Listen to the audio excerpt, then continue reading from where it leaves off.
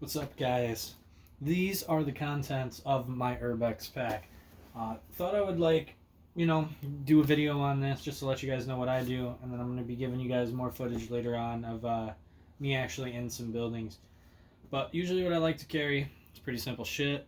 Some people would advise against it from videos that I've watched on YouTube. So don't take my shit. Don't take this as like this is what you need. To actually do this, just take what you see here and mold it to your style, your like what you want to do, and whatever. So we're gonna start with the thing like I was just talking about. What's some people just don't think it's a good idea to carry, but where I'm located, it's almost necessary. So I usually carry about 2 knives, one in like the backpack. This isn't like your backup in case your main one falls out of your pocket, off your belt or something. Because where I live, it's the most violent city, I think, is what they say, the most violent city in America right now. So going into these places, they're not very good neighborhoods. They've been abandoned. There's reasons behind it. That's why I carry these. If I had my CPL, I would be carrying a pistol, no doubt. I also, for tools, carry a multi-tool in case I need to fix something on the go. You need a tool. It's got everything in it. That's why they call it a multi-tool. It's just good to have. I bring this camping. I bring this just pretty much anywhere I go, just in case I need a tool. Keys, I'll tell you what those go to later. That's for my ride.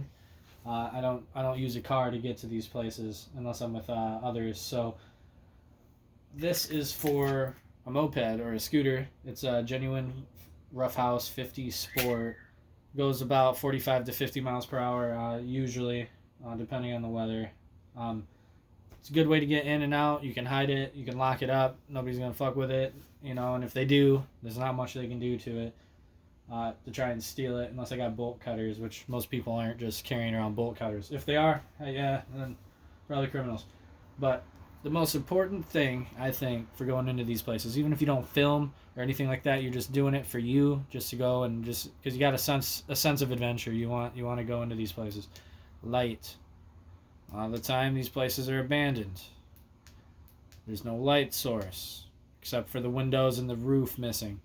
It's good to have these in case you're going into a spot that is going to be dark all the way through. Carry a headlamp. You can get these things for about $10. Like just when you're at like an Ace Hardware or you're at like a dollar store, just keep an eye out. Some of these things, they're cheap. You pick one up and it serves its purpose. Might not be the best. I'm sure there's some that are more expensive that do better, but get yourself a headlamp. Hands-free light, perfect. I bring these to mark stuff mostly, or to mark my way out, depending on how big the building is. So if it's huge and there's a lot of doors and hallways and stuff and everything looks the same, these things could save your life, in my opinion. So you don't need to use those. That's just my thing. Some people might consider that vandalism, but if the place has been closed for like 30 years, I truly don't give a shit. It's probably one of the better things than what half the people do in these buildings.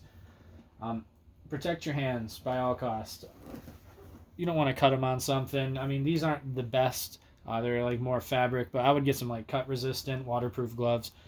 I carry these. These are just my riding gloves, hard knuckles, just in case you have an encounter and you don't have the option to flee. You're backed into a corner. You can get right to it and throw fisticuffs. Because that would be the most beneficial way, rather than resorting to your self-defense weapons, your pocket knives, your tools. You don't want to do that. So if you can avoid a situation, do it by all means. But if you gotta throw hands, it don't hurt to have some extra padding on there.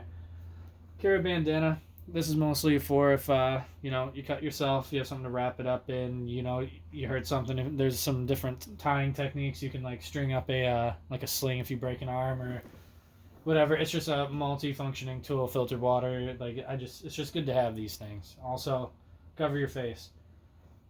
You don't want people seeing who you are when you're going into these places. Also, you don't want to be breathing in some of that dust and shit that accumulates. If you're going into a place that is very old, I suggest getting a respirator, like a 3M.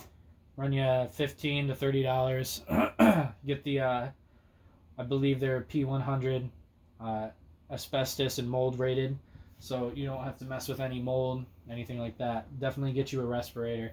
I'll put a link in the description to where you can find them, and some of the cheaper ones, some of the more expensive ones. Wallet, carry all the time. That's just a necessity. That's like EDC stuff.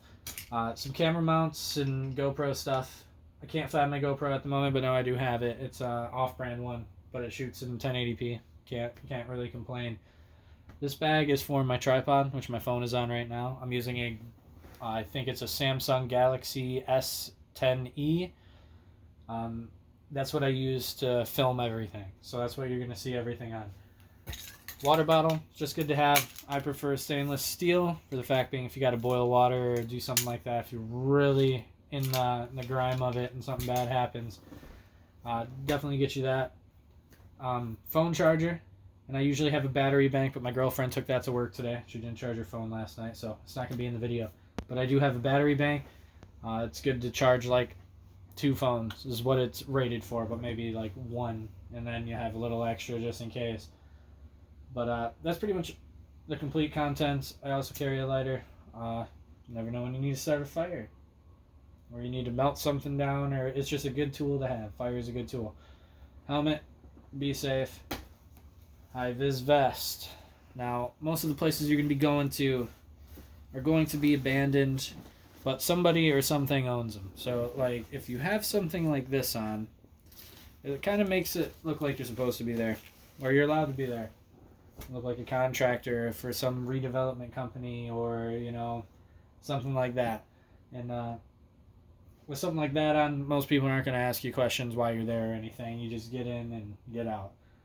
So that's pretty much the contents. I also carry everything in this sling bag, Amazon, $19.99 right here for this. It's perfect. Drapes across your back. You can just sling it across your chest. When you need to enter the contents really quickly, it's perfect. It won't get hung up on nothing. If you have it in the front of you, it's perfect. So this is what I suggest to go with. Maybe not the knives. That's up to you. Maybe carry pepper spray or something.